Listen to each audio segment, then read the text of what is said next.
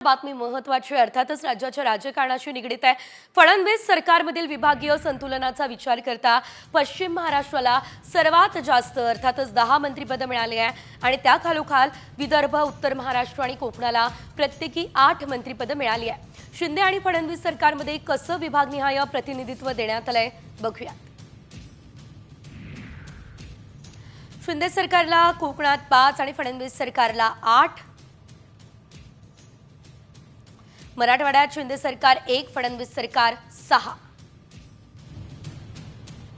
मुंबईमध्ये शिंदे सरकारला 6 तर फडणवीस सरकारला सध्या 2, उत्तर महाराष्ट्रामध्ये शिंदे सरकार 4 आणि फडणवीस सरकार 8,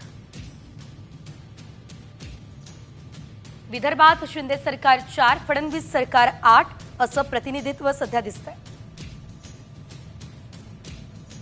पश्चिम महाराष्ट्रामध्ये शिंदे सरकार 6 आणि फडणवीस सरकार 10। एकूण जर आपण बघितलं तर शिंदे सरकार 29 आणि फडणवीस सरकार 42।